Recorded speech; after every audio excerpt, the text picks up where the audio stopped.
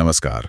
आज हम जिनकी बात करने वाले हैं वो हैं बॉलीवुड के असली डिस्को डांसर मिथुन चक्रवर्ती। जी हाँ। लेकिन हमारे पास जो जानकारी है वो दिखाती है कि उनकी कहानी सिर्फ फिल्मों तक ही नहीं है, कुछ काफी अलग पहलू हैं। बिल्कुल।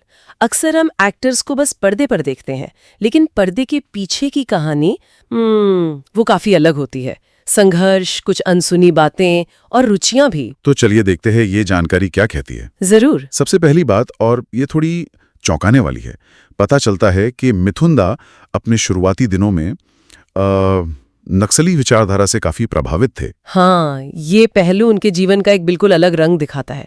उस जमाने का माहौल भी ऐसा था। सही बात है, लेकिन जानकारी ये भी कहती है कि परिवार के दबाव में या शायद खुद ही उन्होंने ये रास्ता फिर छोड़ दिया। हाँ, और ये फैसला लेना उस वक्त में ये भी एक हिम्मत की बात रही होगी। मतलब अपनी जिंदगी को एक नई दिशा देना। अच्छा, फिर आते हैं उनके फिल्मी सफर पर। 1976 मृग्या, पहली ही फिल्म और नेशनल अवार्ड। जी, ये तो कमाल की शुरुआत थी। हाँ, सुनने में तो लगता है कि बस अब सब सेट हैं, लेकिन जानकारी बताती है कि ऐसा नहीं था। इसके बाद भी काफी स्ट्रगल रहा। बिल्कुल, ये बहुत अहम बात है। पहली सफलता मिलना एक बात है, लेकिन इंडस्ट्री में टिके रहना, उसके लिए लगातार मेहनत लगती है। वो जज्बा चाहिए होता है। सही कहा, हार ना मानने वाला जज्बा। अच्छा, उनके करियर के अलावा निजी जिंदगी को लेकर भी कुछ बातें सामने आती हैं। खास तौर पर श्रीदेवी के साथ उनके रिश्ते और एक गुप्त शादी की अफवाहें भी थी। हाँ, ये किस्से सुने तो हैं, लेकिन ये जरूरी है कि जैसा जानकारी में भी कहा गया है कि इन बातों की कोई ठोस पुष्टि कभी हुई नहीं। बिल्कुल, ये बस गॉसिप ही ज्यादा रही। और सेलिब्रिटीज के साथ अक्सर ऐसा होता है, उनकी निजी जिंदगी में लोगों की दिलचस्पी बहुत होती है। अच्छा है कि इसे अपुष्ट जानकारी के तौर पर ही देखा जाए। एकदम से।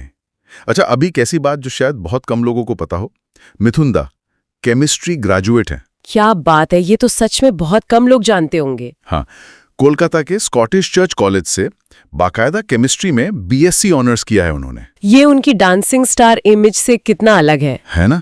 कमाल है।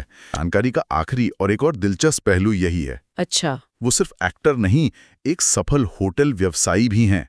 मोनार्क ग्रुप ऑफ होटल्स के मालिक हैं वो। अरे वाह, ये तो उनकी उद्यमीशीलता दिखाता है। मतलब सिर्फ एक्टिंग नहीं, बल्कि बिजनेस में भी हाथ आजमाया और सफल हुए। सही, अपने कंफर्ट जोन से बाहर निकलकर कुछ करना और उसमें कामयाब होना। जी, ये उनकी मल्टी टैलेंटेड पर्सनालिटी को और पुख्ता करता है।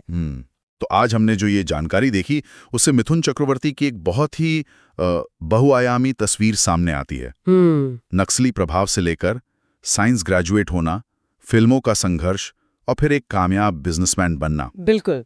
और ये हमें सोचने पे भी मजबूर करता है ना, कि हम जिन हस्तियों को जानते हैं या जानने का दावा करते हैं, उनके बारे में असल में कितना जानते हैं। सही बात है। शायद हर जाने पहचाने चेहरे के पीछे अनुभवों की, संघर्षों की, जीती हुई लड़ाइयों की कई ऐसी परतें होती हैं जिन पर हमारी नजर नहीं जाती।